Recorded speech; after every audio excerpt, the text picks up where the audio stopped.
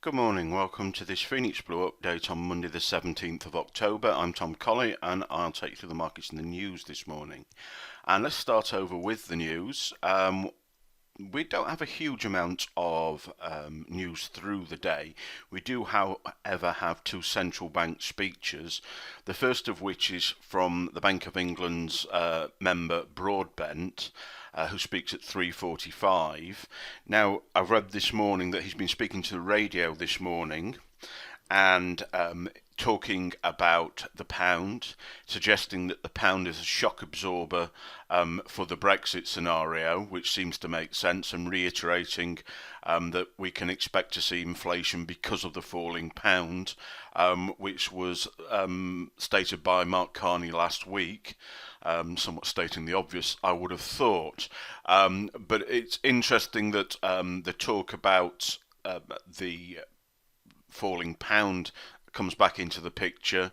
Here he's talking about it being a safety net. Last week Carney was saying that he was aware of it, but it suggests that any intervention to support the pound isn't imminent. It's seen actually as a positive or as a shock absorber, as Broadbent said this morning on radio. This afternoon we also have the Fed member Fisher speaking.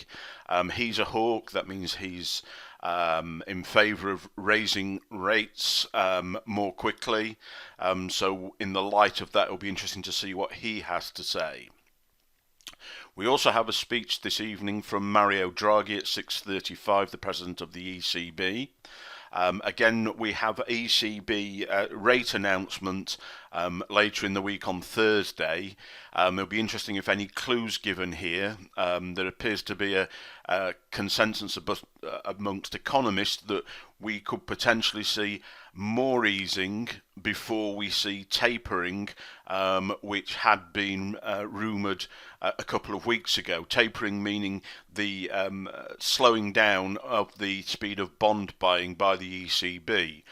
This latest opinion, though, appears to suggest that Draghi will go the extra mile and push QE out that bit further before leaving it till the second half of 2017 to taper that bond buying. So giving it one final push as the euro area continues to undershoot its inflation targets. The ECB at the last meeting reduced their inflation expectations by 0.1% for both this year and next year.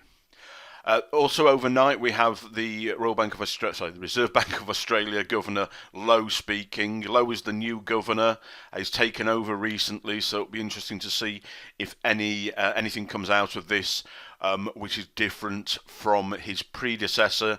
Then we also have New Zealand CPI and then the monetary policy meetings from the Aussie out at 1:30 this morning.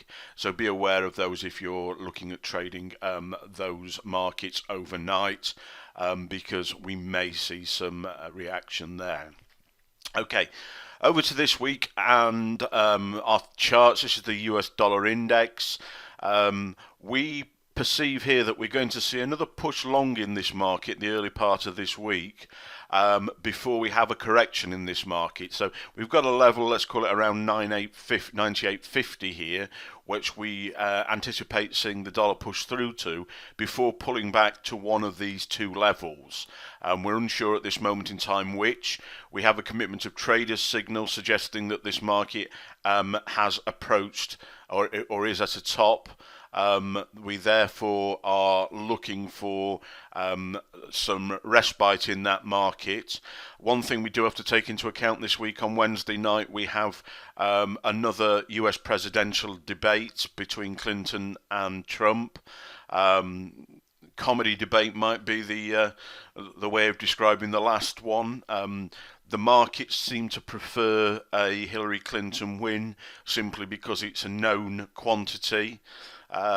So we need to keep an eye on that influencing the markets when we're actually in trades.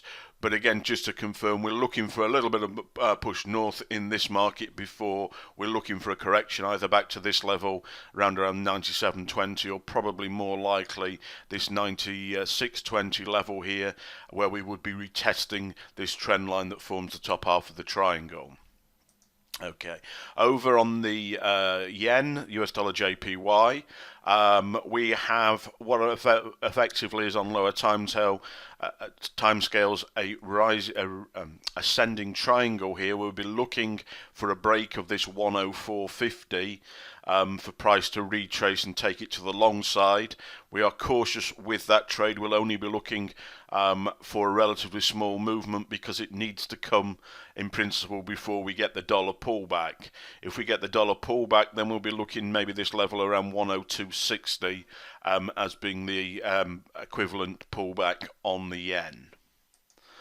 Over on the euro, again, all in the light of this expectation that we're going to see a correction on the dollar. We're going to see potentially a move down to this level and then a pullback to one of these two levels in order before we go back to the long side.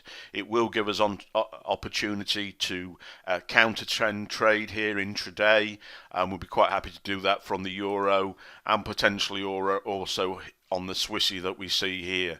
Again, there's a couple of levels we could push through to, and more than one level we could pull back to here. So although we could look at trading intraday short there, we will potentially, unless we get a clear signal from the dollar, be looking to trade these markets by a price action at these levels. Another one in the same picture is the Kiwi, the New Zealand US dollar charts. We see the potential for a price to come down to this level around 0.7 dead. The bottom of this bigger channel here before pulling back up to this level here. This is a clear opportunity for us to counter trend trade. It's a nice level. It's a level in confluence with a channel and potentially in confluence with another channel here. Would expect to see one of these two levels being pulled back to. That wouldn't invalidate this channel, but we just got that, and we'll have stops at break even before reaching the top side of that in case that turns out to be critical. Okay, over on the S&P, we actually took a trade through here on Friday afternoon. We got a stops at break even, but we subsequently today had a pullback, and that trade's been stopped out. We were looking to trade from here to the top of the range up here. That clearly won't happen with this particular trade. We'll be watching this level again for repeat performance there. But we are also very aware any sort of break below this level would be very significant. It would be more significant because seasonally we expect these markets, the equities markets, to be bullish right through to the Christmas period, right up to the Santa Claus rally in December itself. So we don't anticipate a break here. We'll be keeping our eye on it, but we will be looking for further opportunities to the long side. But this market remains unusually volatile as it reacts more to political events than it does to shall we say, economic events. The S&P and the equities markets are more likely to favour a Hillary Clinton win in the US election because she's the known quantity, and the equities markets tend to be pretty conservative. They don't like dramatic change, so a Trump win or even a Trump lead in the polls could prove negative for this market, whereas I see if we get the debate out of the way this week, with certainly not much movement from where we are now, or even a movement in Hillary Clinton's direction, I'd expect to see this market rally again, and certainly if Clinton was to win, the potential for it to rally through to new highs towards the end of the year.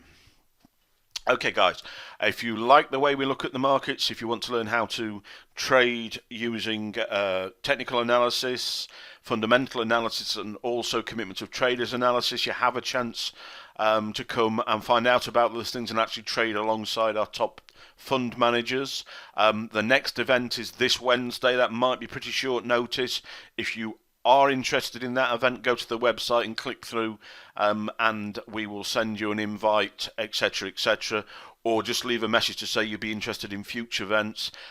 These events in the UK are usually in London and the afternoon, and usually around the third week of the month. Okay, guys, that's it for today. It's somewhat a waiting game, a little bit cautious till we get confirmation that we're going to see that correction from the dollar. Obviously, if we don't see that, we will switch our views and we'll bring you up to date on the morning update when that's appropriate. Okay, have a great day's trading, and we'll speak to you tomorrow. Goodbye.